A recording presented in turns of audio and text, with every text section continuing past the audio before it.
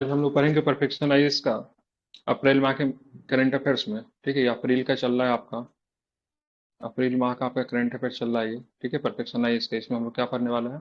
अर्थव्यवस्था से संबंधित, ठीक है, सभी प्रकार के करंट अफेयर्स को मुख्यतः देखेंगे। ठीक है, और इससे पहले के जो भी वीडियो है वो आपको जनवरी से लेकर कंटिन्यू जब तक आपके एग्जाम हो गए प्रीलिम्स का, तो प्लेलिस्ट में डे बाय डे के हिसाब से डाला गया, आप लोग देख सकते हैं। लाइक और सब्सक्राइब भी अगर इच्छा हो तो जरूर कीजिएगा। ठीक है, बाकी परफेक्शनाइज का डिस्कशन आपको केवल यहीं पे मिलेगा और कहीं पर भी आपको परफेक्शनाइज का डिस्कशन नहीं मिलेगा। दूसरी बात ये भी है, परफेक्शनाइज के डिस्कशन अगर आप करते हैं, लगातार मेरे वीडियो को आप देख रहे हैं, तो आपके ज्यादातर प्रश्न, ठीक है, अप्रोक्स 90% क्वेश्चन जो है सो आपके यहाँ से सॉल्व होंगे। ठीक है, चलिए शुरुआत करते हैं।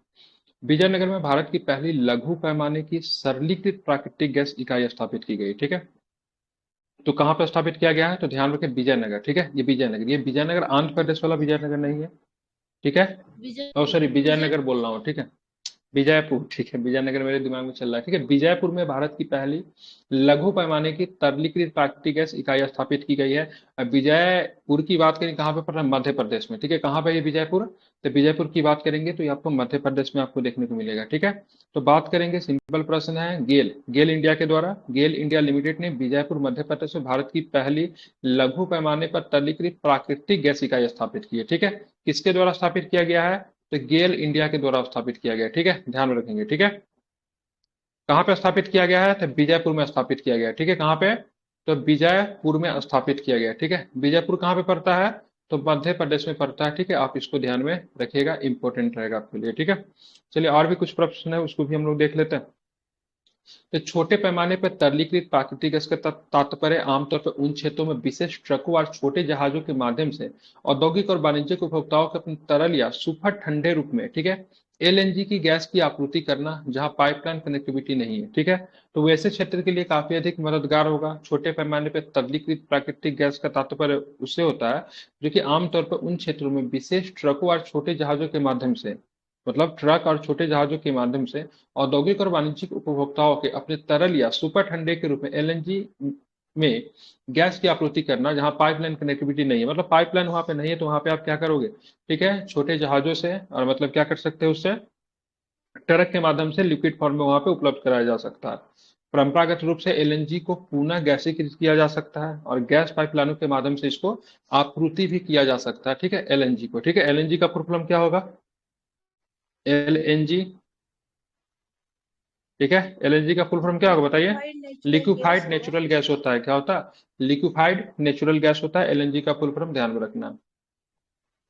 एस एलएनजी के प्रमुख उद्योग उपयोग मामलों में समुद्री ईंधन में होता है, ऑफ ग्रिड स्थानों में बिजली उत्पादन, ठीक है, परिवहन ईंधन इत्यादि में। मतलब वैसे स्थानों पे बिजली उत्पादन में काम आ सकते हैं जहां पे ग्रिड नहीं है, मतलब थर्मल पावर नहीं, वहां पर भी आप इसको प्रयोग कर सकते हैं। परिवहन के रूप में भी इस ईंधन का प्रयोग हो सकता है।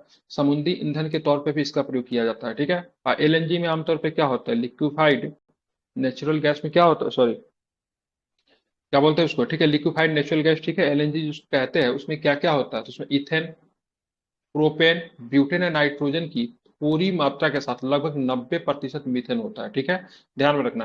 क्या क्या होता है उसमें? इथेन भी होता है, उसमें प्रोपेन भी होता है, उसमें ब्यूटेन भी होता है, उसमें नाइट्रोजन भी होता है। लेकिन मुख्यतः क्या होता है एलएनजी में? मुख्यतः क्या होता है तो क्या बताएंगे?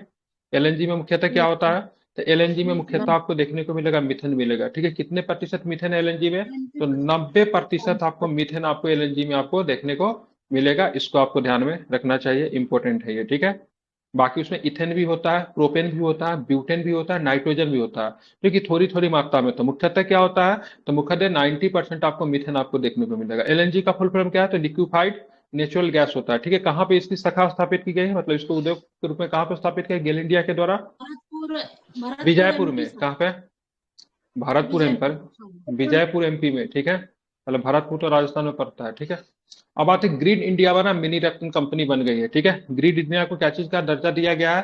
तो मिनी रत्न का दर्जा दिया गया है। ठीक है, grid controller of India limited, जिसको हम लोग ग्रिड इंडिया के नाम से जानते हैं, ने मिनी रत्न श्रेणी 1 केंद्रीय सार्वजनिक उद्यम सीपीएसई का दर्जा इनको मिल गया है। ठीक है, तो ग्रिड इंडिया की बात करेंगे तो इनको मिनी रत्न का दर्जा मिला है। ठीक है, इंपॉर्टेंट है, ध्यान में रखेगा। आप देखेंगे मिनी रत्न श्रेणी, मान लीजिए किसी भी कंपनी को मिनी रत्न या फिर महारत्न बनना, उसके लिए कंडीशंस क्या होते हैं?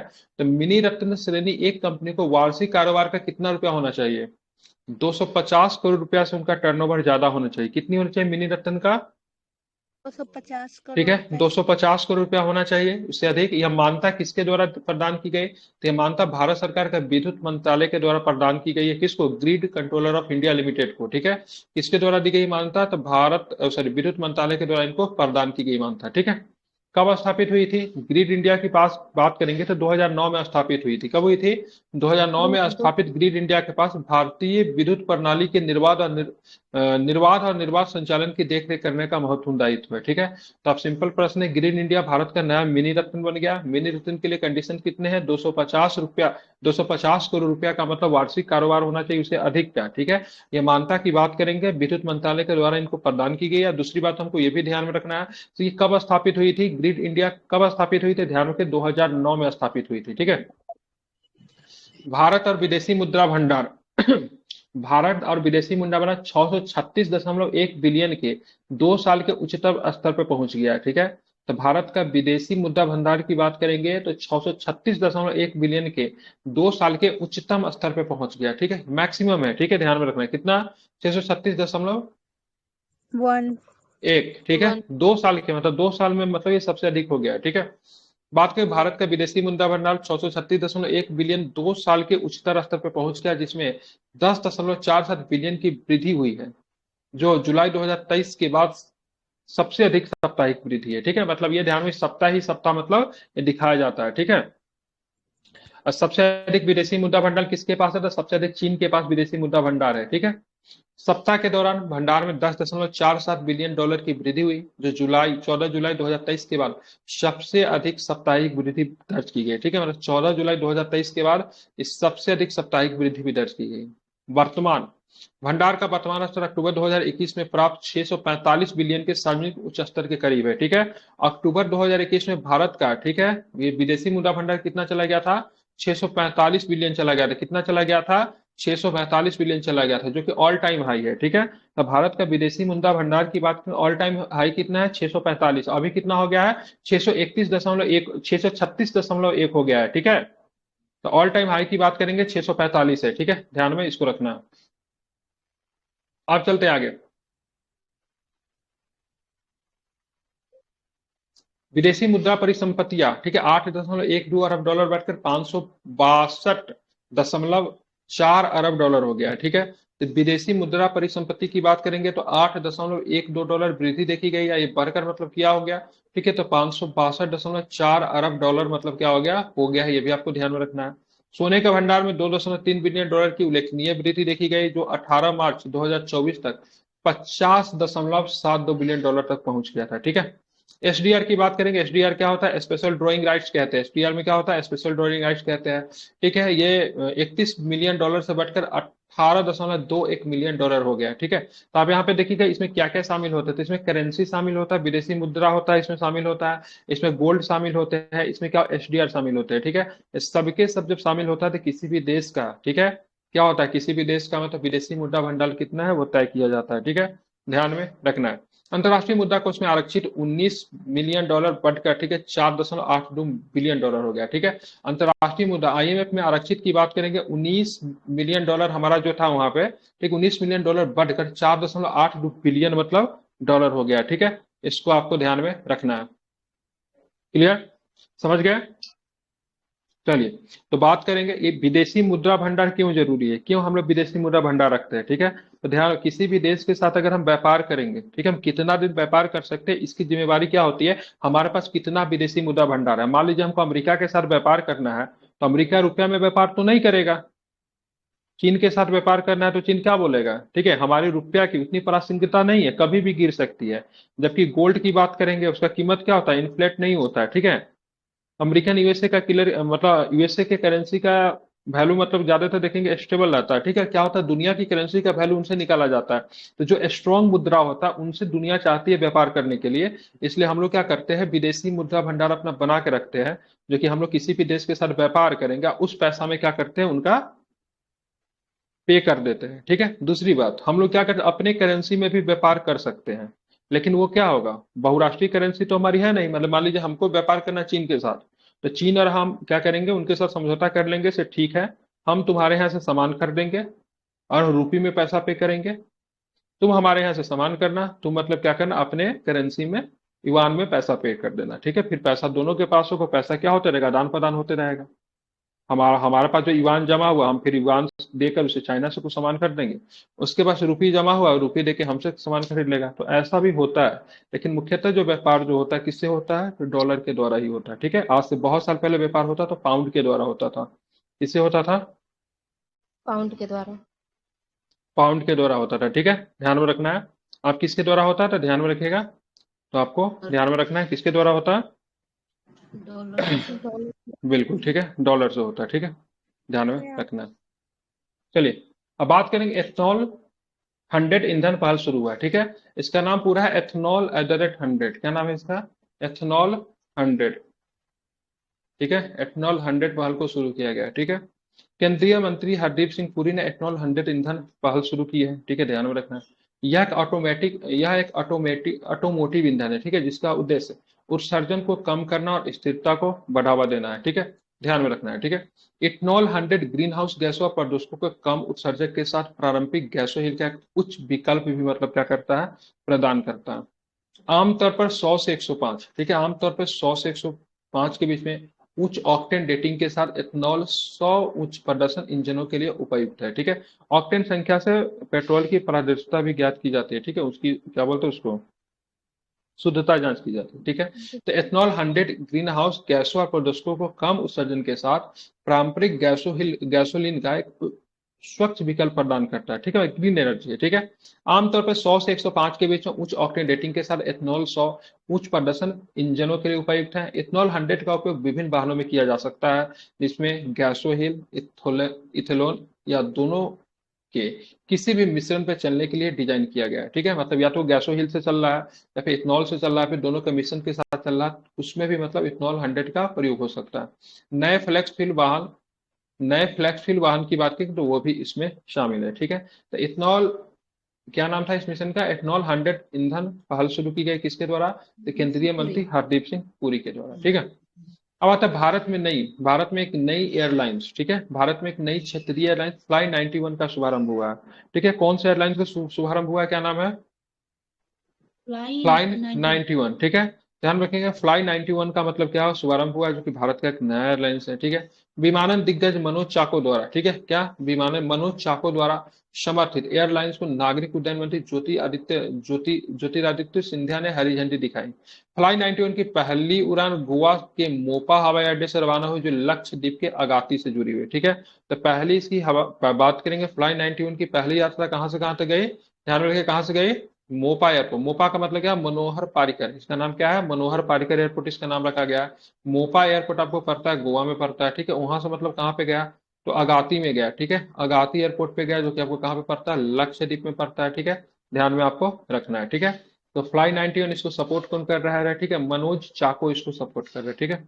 अब देखिए, भारत की पहली automobile in plant railway siding, ठीक है, भारत की पहले automobile in plant railway siding क्या है, देखते हैं इसको, ठीक है। तो प्रधानमंत्री नरेंद्र मोदी ने मारुति सुजुकी गुजरात में भारत की पहली इन प्लांट रेलवे साइडिंग का उद्घाटन किया है।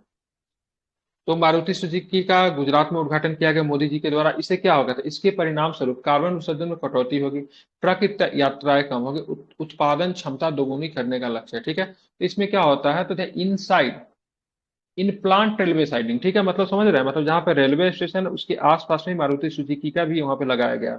इससे अच्छा क्या होगा, तो बहुत अच्छी चीज है, परिवहन आसान हो जाएगा, ट्रक वगैरह का प्रयोग नहीं करना पड़ेगा, कार्बन उत्सर्जन में कमी आएगी, ट्रक से यात्राएं कम होगी, और उत्पादन क्षमता भी क्या होगा, तेजी से और दोगुना हो जाएगा, ठीक है। तो इनसाइड, ठीक है, बताना है इनसाइड, ठीक है, इनसाइड मारुति सुजुकी का जो प्लांट जो है कहाँ पर स्थापित किया गया है, तो गुजरात में किया गया। कहाँ पर स्थापित किया गया है, तो गुजरात में, ठीक है। आप चल लेंगे दिल्ली हवाई अड्डे को एसीआई एसीआई एस एएसक्यू के सर्वश्रेष्ठ हवाई अड्डे का खिताब जीता है, ठीक है। क्या लिखा हुआ है, एसीआई एसएसक्यू के सर्वश्रेष्ठ हवाई अड्डे का मतलब खिताब जीता है, ठीक है। दिल्ली हवाई अड्डे ने लगातार छठे वर्ष एशिया प्रशांत में, ठीक है, मतलब एशिया प्रशांत, ठीक कि एसीआई एक्स यू में सबसे हवाई अड्डे का मतलब खिताब जीता है, ठीक है। किनके नाम पे, तो इंदिरा गांधी जी के नाम पे है दिल्ली का हवाई अड्डा, ठीक है। एयरपोर्ट काउंसिल इंटरनेशनल द्वारा, ठीक है, पूरा नाम क्या है, एयरपोर्ट काउंसिल इंटरनेशनल द्वारा प्रतिवर्ष 40 मिलियन से अधिक यात्रियों की श्रेणी में दिल्ली हवाई अड्डों के 2023 के हवाई अड्डा सेवा गुणवत्ता सर्वश्रेष्ठ हवाई अड्डा का पुरस्कार दिया है, जहां पे 40 मिलियन लोग, ठीक है, ध्यान रखेंगे, यात्रा करते हैं प्रतिवर्ष। ठीक है, दिल्ली हवाई अड्डे को एशिया प्रशांत क्षेत्र के सर्वश्रेष्ठ हवाई अड्डे के रूप में, ठीक है, बार बार मान्यता मिलना वैश्विक विमानन उद्योग में उत्कृष्टता के लिए एक बेंचमार्क के रूप में महत्वपूर्ण भूमिका को भी मतलब क्या करता है, रेखांकित करता है। ठीक है, कोयला मंत्रालय ने कोयला आयात प्रतिस्थापन पर रणनीति पत्र जारी किया है। ठीक है, क्या जारी किया है, तो कोयला मंत्रालय ने कोयला आयात प्रतिस्थापन पर क्या किया है, रणनीति पत्र जारी किया है।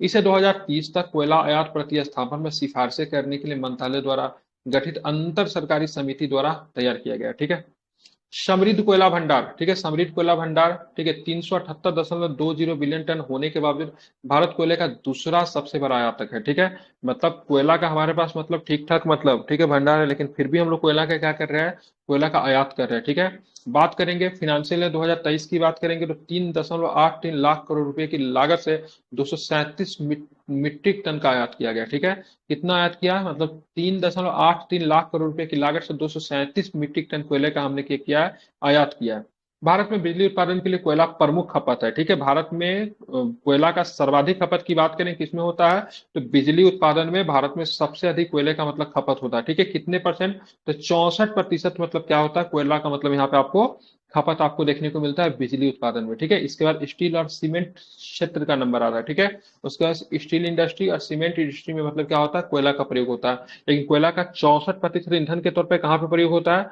तो ध्यान में किसमें होता है, तो बिजली बनाने में किसमें होता है, तो ध्यान रखें बिजली बनाने में 64% आपको कोयला का प्रयोग आपको देखने को मिलता है, ये भी आप ध्यान में रख सकते हैं। ठीक है, महत्वपूर्ण है। अब चलेंगे, आप आगे चलेंगे तो आगे क्या प्रश्न वो भी देखते हैं।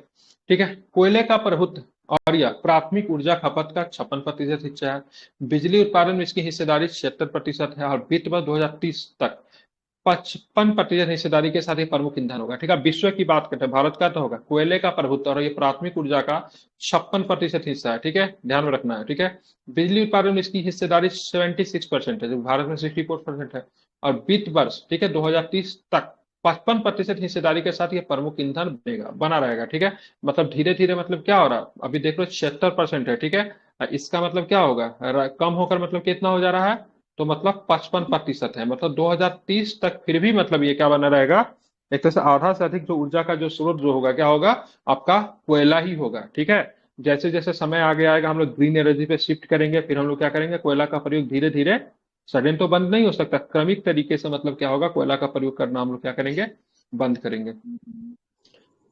पीएम उज्ज्वला योजना का सब्सिडी जारी रहेगी। ठीक है, केंद्रीय मंत्रिमंडल ने वित्त मंत्री ने 2024-25 के दौरान प्रधानमंत्री उज्ज्वला योजना के तहत, ठीक है, ध्यान रखेंगे, तहत प्रति वर्ष 12 रिफिल तक 300 रुपए प्रति एलपीजी सिलेंडर की लक्षित सब्सिडी जारी रहने की मंजूरी की है। ठीक है, तो पीएम उज्ज्वला योजना की बात करेंगे तो केंद्रीय मंत्रिमंडल ने वित्त वर्ष 2024-25 की बात करेंगे, प्रधानमंत्री उज्ज्वला योजना, प्रधानमंत्री उज्ज्वला योजना का संबंध किससे है, ये एलपीजी गैस से है।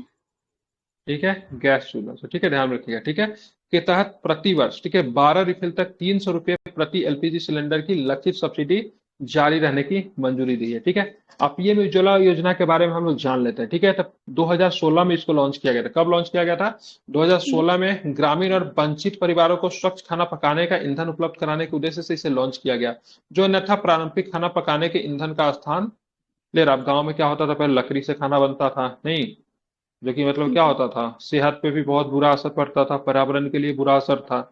और अभी अभी आप लोग भले ही गैस के सामने खाना बनाते हो, चढ़ा के निकल जाते हो, उस समय का समय याद कीजिए, जैसे में गर्मी के दिनों में लकड़ी के सामने, चूल्हा के सामने बैठ कर खाना बनाना पड़ता था, इससे टॉप टास्क। ठीक है, और इससे क्या होता है, दमघोटू गैस भी निकलता था, गैस के अलावा पर्यावरण की ग्लोबल वार्मिंग की भी काफी अधिक मतलब क्या होता था, योगदान देता था, पर्यावरण के लिए नुकसानदायी था। 2016 में बहुत अच्छी योजना थी उज्ज्वला योजना, जिसने लगभग सारे ग्रामीण परिवारों को, मुझे तो लगता है गांव में लगभग 90% परिवार में आपको अभी गैस हो गया, 80 से 90% की बात करेंगे। ठीक है, अभी भी कुछ लोग इससे बचे हुए हैं। सरकार ने योजना के तहत 10.35 करोड़ एलपीजी कनेक्शन का लक्ष्य रखा। ठीक है, संबंधित मंत्रालय कौन है, तो पेट्रोलियम और प्राकृतिक गैस मंत्रालय की बात करेंगे, इनसे क्या है, संबंधित मंत्रालय है। ठीक है, चलिए, भारत में रिकॉर्ड कोयला उत्पादन हुआ है। ठीक है, ध्यान रखेंगे 900 मिलियन टन को पार करते कोयला उत्पादन अभूतपूर्व मील के पत्थर पर पहुंच गया। ठीक है, 900 मिलियन टन। ठीक है, ध्यान रखिएगा। अगर 1000 मिलियन टन वाला आई थिंक 1 मीट्रिक टन होता है ना।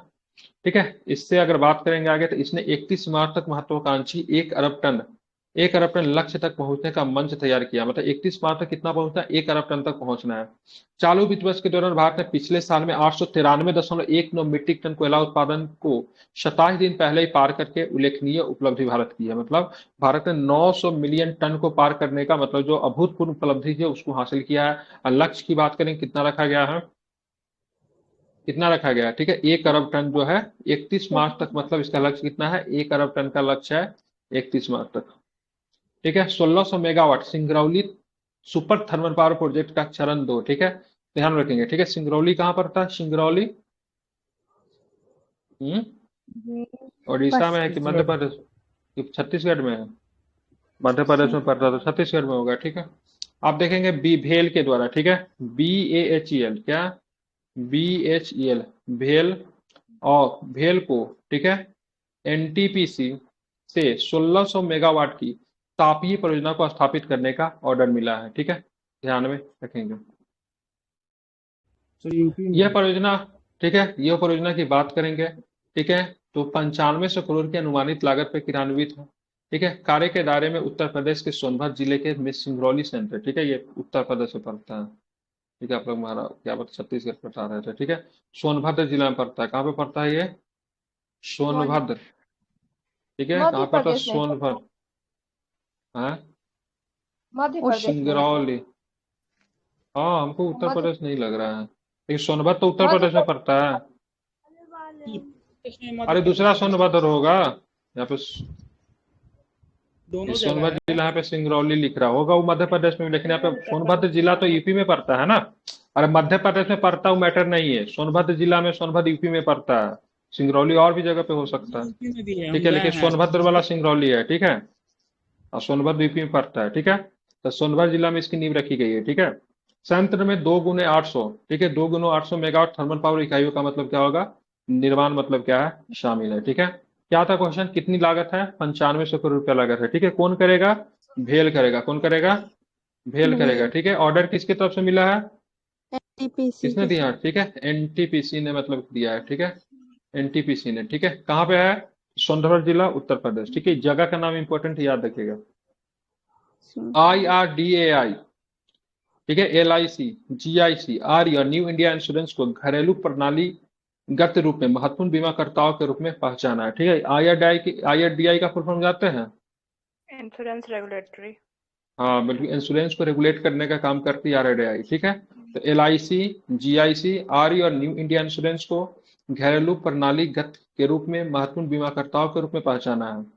भारतीय जीवन बीमा निगम जिसकी LIC का स्थापना कब हुई थी, 1956 में स्थापना हुई थी। ठीक है, अब बात करेंगे general insurance corporation of India, जिसको बोलते हैं GIC। ठीक है, और new India insurance company limited ने पिछले वर्ष में अपनी, ठीक है, अपनी DS, क्या लिखा हुआ है, ठीक है, जो भी हो। ठीक है, ध्यान रखिए 3 इंश्योरेंस कंपनी के नाम यहाँ पे ध्यान में रखना है, LIC है, GIC और RE है। ठीक है, और न्यू इंडिया इंश्योरेंस है। ठीक है, अब यहाँ पे बात करेंगे DSII महत्वपूर्ण आकार और बाजार महत्व के बीमा करता है जिनकी संकट या विफलता घरेलू वित्तीय प्रणाली को मतलब बाधित कर सकती है। ठीक है, क्या नाम है इसका, DSII। ठीक है, इन बीमाकर्ताओं को विफल होने के लिए बहुत बड़ा या बहुत महत्वपूर्ण माना जाता है। ठीक है, जिसने प्रणालीगत जोखिमों और नैतिक खतरे के मूल्य को संबोधित करने के लिए अतिरिक्त निर्णायक उपायों की आवश्यकता होती है। ठीक है, आपको ये ध्यान में इतना रखना है, IRDAI ने, ठीक है, किसकी इंश्योरेंस कंपनी को घरेलू प्रणालीगत के रूप में महत्वपूर्ण बीमाकर्ताओं के रूप में चिन्हित किया है, LIC है, GIC है और आपको न्यू इंडिया इंश्योरेंस है। ठीक है, चलिए, NTPC ने पर्यावरणीय पहल के लिए Japan bank for international corporation को ऋण प्रदान किया है। ठीक है, ध्यान रखेंगे। ठीक है, पर्यावरणीय पहल के लिए, ठीक है, NTPC ने पर्यावरणीय पहल के लिए Japan bank of international corporation से ऋण प्राप्त किया है। ठीक है, तो NTPC ने किससे ऋण प्राप्त किया है, तो Japan bank for international corporation से प्राप्त किया है, ठीक है, किसके लिए, तो पर्यावरणीय पहल के लिए, ठीक है। एनटीपीसी समूह ने जापान बैंक और इंटरनेशनल कॉर्पोरेशन के साथ विदेशी मुद्रा ऋण समझौता किया है, ठीक है। ध्यान रखें कितना है, तो यूएसडी की बात करें 200 मिलियन, क्योंकि जापानी करेंसी की बात करें क्या होगा, जापानी करेंसी को क्या बोलते हैं, येन बोलते हैं, क्या बोलते हैं, येन बोलते हैं, ठीक है। उसका मतलब होगा 30 बिलियन, ठीक है, कितना हो जाएगा, 30 बिलियन हो जाएगा, ठीक है। वित्तदाता की बात करें, जापान बैंक और इंटरनेशनल कॉर्पोरेशन है, ठीक है। कौन वित्त दे रहा है, तो जापान बैंक और इंटरनेशनल कॉर्पोरेशन। किसे वित्त दे रहा है, तो ध्यान रखें एनटीपीसी को वित्त दे रहा है, किस लिए दिया रहा है, तो पर्यावरणीय कारणों के लिए दिया जा रहा है, ठीक है, पर्यावरणीय पहल के लिए दिया जा रहा है, ठीक है। वेतन की बात करेंगे जेबीआईसी, ठीक है, मतलब Japan bank for international corporation 60% ऋण प्रदान करेगा, शेष राशि अन्य वाणिज्यिक बैंकों से प्राप्त की जाएगी, ठीक है, ध्यान में रखना। उद्देश्य क्या होगा, नवीकरणीय ऊर्जा परियोजनाओं के लिए एनटीपीसी की पूंजीगत व्यय आवश्यकताओं के एक हिस्से का समर्थन करने के लिए ऋण निर्धारित किया गया है, ठीक है, ध्यान में रखना। तो इतना कुछ हमको नहीं जानना है, बस एनटीपीसी ने पर्यावरणीय पहल के लिए किस बैंक से मतलब ऋण लिया है, तो Japan bank for international corporation से ऋण लिया। लेकिन अगर पूछेगा संपूर्ण ऋण उसी से लिया है, तो वो भी संपूर्ण ऋण नहीं लिया, उसे केवल 60% ही मतलब वो देगी, ठीक है, बाकी जो है अन्य अन्य वित्तीय संस्था देंगे, ठीक है। बात की कितनी राशि ऋण में लिया, तो 200 मिलियन यूएसडी, ठीक है, जो कि जापानी करेंसी की बात करेंगे तो 30 बिलियन येन के बराबर होगा, ठीक है। अब आते हैं माजुली मुखौटा निर्माण पांडुलिपि पिंडी को जीआई टैग दिया गया, ठीक है। माजुली आप लोग जानते हैं असम में पड़ता है, ठीक है, यूएसडी का मतलब असम हो गया में ये ना, अमेरिका का अमेरिकन डॉलर। डॉलर को, हाँ अमेरिकन डॉलर को यूएसडी कहते हैं, ठीक है। आप देखें असम में पड़ता, असम के किस जिला में है, तो ध्यान रखें असम के जोरहाट जिला में है, ठीक है, समझ गया ना, असम के जोरहाट में है। यहाँ पे इंपॉर्टेंट क्या है, तो यहाँ पे आपको काजीरंगा भी आपको जोरहाट में मिलेगा, ठीक है। और माजुली का जो एशिया का सबसे बड़ा मतलब नदी द्वीप जो है, हालांकि माजुली खुद ही मतलब जिला घोषित कर दिया गया, लेकिन जोरहाट के अंदर में वो जिला है, ठीक है। तो सबसे बड़े नदी द्वीप की बात करेंगे माजुली को अपने पारंपरिक शिल्प माजुली मुखौटा निर्माण और माजुली पांडुलिपि पेंटिंग के लिए भारत सरकार से 2 प्रतिष्ठित भौगोलिक संकेत जीआई टैग दिया गया। तो क्या क्या चीज को दिया गया है, तो माजुली मुखौटा निर्माण और माजुली पेंटिंग। बिल्कुल पांडुलिपि पेंटिंग को दिया गया, ठीक है। जीआई टैग एक विशिष्ट भौगोलिक क्षेत्र का अद्वितीय गुणों वाला उत्पादन है, ठीक है। कितने वर्षों के लिए दिया जाता है जीआई टैग की बात करेंगे, तो जीआई टैग आपको 10 वर्ष के लिए दिया जाता है। कि जीआई टैग कब दिया, 10 वर्ष से। कब से दिया जा रहा है, तो 2004 में पहली बार दिया गया था, ठीक है। एक्ट कब आया था, ठीक है, तो 1999 में जीआई का मतलब क्या आया था, एक्ट आया था, ठीक है। सबसे पहले किसको दिया गया था, तो दार्जिलिंग टी को सबसे पहले दिया गया था, ठीक है, ध्यान में रखेंगे, ठीक है। अब देखिए माजुली मुखौटा को जीआई टैग मिला क्या है, ठीक है। माजुली मुखौटा का उपयोग नव वैष्णववाद परंपरा के पारंपरिक, ठीक है, नाट्य प्रदर्शन में किया जाता है। मुखौटे में देवी देवताओं, ठीक है, राक्षस, जानवरों, पक्षियों का चित्रित किया जाता है, ठीक है। पांडुलिपि चित्रकला घरेलू स्याही का उपयोग करके सांची पाठ अगर पेड़ की छाल पर की जाती है, ठीक है, पेड़ की छाल पे की जाती है, किसी को पांडुलिपि चित्रकला कहते हैं, ठीक है। मुखौटा नृत्य को भी जीआई टैग दे दिया गया, दोनों के दोनों कहाँ के, असम के माजुली, ठीक है। अब आते हैं नई दिल्ली में राष्ट्रीय शहरी सहकारी वित्त और विकास निगम लिमिटेड, ठीक है, ध्यान में रखेंगे क्या है, तो नई दिल्ली में किधर से आवाज आ रही है खटखट की, नई दिल्ली में राष्ट्रीय शहरी सहकारी वित्त और विकास निगम लिमिटेड का उद्घाटन हुआ है, ठीक है। ध्यान में क्या है, तो राष्ट्रीय शहरी सहकारी वित्त और विकास निगम लिमिटेड, ठीक है। उद्घाटन कहाँ पे हुआ है, तो उद्घाटन इसकी नई दिल्ली में हुई है, ठीक है। गृह मंत्री अमित शाह ने नई दिल्ली में राष्ट्रीय शहरी सहकारी वित्त और विकास निगम लिमिटेड का उद्घाटन किया है। लक्ष्य की बात करेंगे तो शहरी सहकारी बैंकिंग क्षेत्र को आधुनिक बनाना और मजबूत करना, ठीक है। क्या इसका उद्देश्य है, तो शहरी सहकारी बैंकिंग क्षेत्र को क्या करना है, आधुनिक बनाना है, साथ में क्या करना है, मजबूत बनाना है, ठीक है। यू NUCFDC मतलब फुल फॉर्म क्या हो गया, तो राष्ट्रीय शहरी सहकारी वित्त और विकास निगम लिमिटेड शहरी सहकारी बैंकिंग क्षेत्र के लिए एक एक छत्र संगठन के रूप में काम करेगा, जो विशेष कार्य मतलब क्या करेगा, सेवाएं प्रदान करेगा। क्वेश्चन पहले भी हो चुका है, ठीक है, ध्यान रखिएगा, ठीक है। तो कहाँ पे इसका उद्घाटन किया गया है, नई दिल्ली में अमित शाह के द्वारा इसका उद्घाटन किया गया, ठीक है। तो आपका तो ये सारा क्वेश्चन हो गया, हाँ बिल्कुल, ठीक है। अब एक बार मैं क्या करता हूँ ना, इसको आपको रिविजन करवाता हूँ, ठीक है। तो बताना भारत की पहली, ठीक है, भारत की पहली लघु पैमाने पर तरलीकृत प्राकृतिक गैस इकाई कहाँ पर स्थापित किया गया, क्या बताएंगे, ठीक है, बीजापुर एमपी में। बीजापुर मध्य प्रदेश में, ठीक है, ध्यान में रखना है, ठीक है। एलएनजी का फुल फॉर्म, एलएनजी में क्या क्या चीज शामिल होता है? अधिकतर मात्रा एलएनजी में किसकी होती है? मीथेन ठीक है, की मीथेन की मात्रा होती है, कितनी होती है? 90%। 90% मीथेन की मात्रा होती है उसके बिल्कुल, ठीक है। Natural ethane, gas. Propane, butane और नाइट्रोजन, इसको ध्यान रखें, बिल्कुल। अब बात करेंगे मिनी रत्न कौन बन गया है, ध्यान रखें, कौन बन गया है mini ratna? Grid India. Grid India mini ratna बन गया। मिनी रत्न बनने के लिए कितने रुपया का वार्षिक कारोबार होना चाहिए, तो क्या बताएंगे? 50 करोड़। 250 करोड़, ठीक है, ठीक है। बात करें ये ग्रिड इंडिया को कब स्थापित किया गया, तो क्या बताएंगे? 2009 में। 2009। बिल्कुल, ठीक है। भारत का विदेशी मुद्रा भंडार ऑल टाइम हाई कितना है? क्या? 645 बताए थे ना, ठीक है, 645। 645 का है, ठीक है, गूगल चेक कर लीजिए, ठीक है। कितना है? 645 का है, ठीक है। कितना है? 645 नंबर, सॉरी, 645 बिलियन डॉलर हो गया है, ठीक है, ध्यान रखिए। जो कि ऑल टाइम हाई कब हुआ था? 2021 में हुआ था। वर्तमान में अभी 2 साल में सबसे ज्यादा देखने को 636.1 के पास पहुंच गया है, ठीक है। अब आते हैं आगे, अब कहाँ पे आएंगे? हाँ, ठीक है। क्या क्या शामिल होता है इसमें? विदेशी मुद्रा परिसंपत्ति होती है, सोना होता है, एसडीआर होता है, ठीक है, ध्यान रखेंगे, ठीक है। इथनॉल 100 पहल को शुरू किया गया है, जिसमें किसके द्वारा? हरदीप सिंह पुरी के द्वारा, ध्यान में रखना है, ठीक है। भारत की नई क्षेत्रीय एयरलाइंस कौन बन गई है, क्या नाम है इसका? फ्लाई 91। फ्लाई 91 बन गए, ठीक है। कहाँ से कहाँ तक जाएगी फ्लाई 91? पहली उड़ान कहाँ से कहाँ तक भरी है? गोवा से ठीक मोपा है, हवाई अड्डा। गोवा में ही मोपा हवाई अड्डा पड़ता है, ठीक है। मोपा, गोवा के मोपा हवाई अड्डा से आगाती एयरपोर्ट लक्षद्वीप में, ठीक है। भारत की पहली ऑटोमोबाइल इनप्लांट रेलवे साइडिंग की बात करें, कहाँ पे उद्घाटन किया गया है? गुजरात में, ठीक है, गुजरात में, ठीक है। बात करेंगे, ठीक है, एशियाई एक्सक्यू सर्वश्रेष्ठ हवाई अड्डा का खिताब किसे मिला है, तो क्या बताएंगे? दिल्ली हवाई अड्डा। बिल्कुल, मतलब एशिया प्रशांत क्षेत्र में सबसे हवाई अड्डा का नाम कौन सा है? दिल्ली हवाई अड्डा को पुरस्कार मिला है, ठीक है। अब आते हैं बताना, कोयला मंत्रालय ने कोयला आयात प्रतिस्थापन पर रणनीति पत्र जारी किया, रीजन क्या था? तो सबसे बड़ा रीजन था, भारत कोयला में समृद्ध होने के बावजूद भी लगभग 300 क्या नाम है इसका? 378 नहीं, वो नहीं, ठीक है। कितना? तो फिनांशियल 3.83 लाख करोड़ कोयले की लागत से 237 मीट्रिक टन कोयला हमको आयात करना पड़ा, ठीक है। अब बात करें भारत में कोयला का सर्वाधिक उपयोग क्या चीज में होता है, तो क्या बताएंगे? भारत में कोयला का सर्वाधिक प्रयोग? बिजली उत्पादन में बिल्कुल, होता है, बिजली उत्पादन है, उसके बाद स्टील है, उसके बाद क्या है? सीमेंट है, ठीक है। कोयले का प्रभुत्व की बात करेंगे तो प्राथमिक ऊर्जा खपत का लगभग 56% प्राथमिक ऊर्जा खपत है इसका, ठीक है। बिजली उत्पादन में इसकी हिस्सेदारी की बात करें 76% है। ये कहाँ की बात कर रहा है? विश्व की बात कर रहा है कि कहाँ की बात, पता नहीं चल रहा है, ठीक है। और 2030 तक बात करेंगे 55%, मतलब इसमें हिस्सेदारी को, मतलब 76 से कम होकर कितना आ जाएगा? 55% आ जाएगा। लेकिन 2030 में भी एनर्जी का सबसे भारत बड़ा की स्रोत बात क्या कर रहे हैं रहेगा? सर।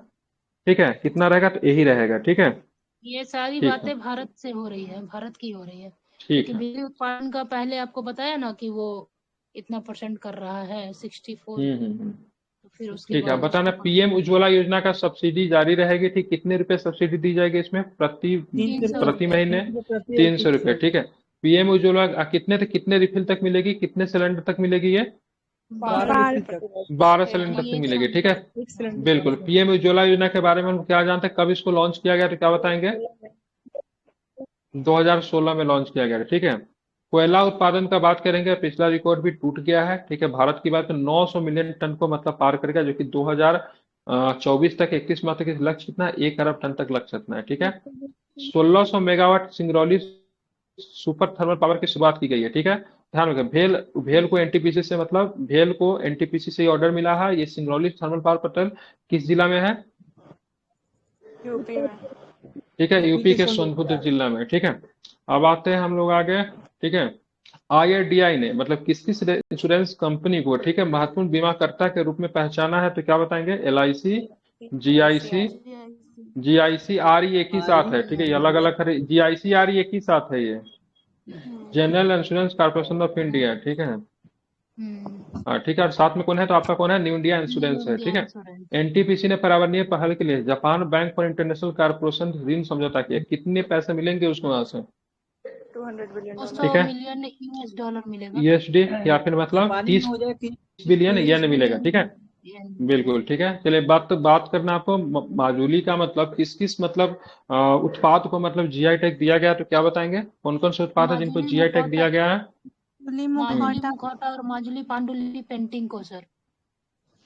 बोल, ठीक है, माजुली मुखौटा हो गया और माजुली क्या माजुली मुखौटा का पांडुलिपि पेंटिंग को, ठीक है। माजुली का जो पांडुलिपि पेंटिंग है क्या चीज पे किया जाता है? पेड़ों की छाल पे। पेड़ों के छाल पे किया जाता है, ठीक है। अगर के पेड़ के छाल पे कहते हैं, ठीक है। नई दिल्ली में राष्ट्रीय शहरी सहकारी वित्त और विकास निगम लिमिटेड लॉन्च किया गया। इसका पर्पस क्या होगा? तो ध्यान रखिए, बैंकिंग क्षेत्र के लिए एक छत्र संगठन के रूप में काम करेगा जो विशेष कार्य और सेवाएं मतलब क्या करेगा? प्रदान करेगा, ठीक है। कल के क्लास में हम लोग क्या करेंगे? तो कल के क्लास में विज्ञान प्रौद्योगिकी को पढ़कर आइएगा, ठीक है, ध्यान में रखना, ठीक है। तो कल हम लोग विज्ञान और प्रौद्योगिकी को देखेंगे।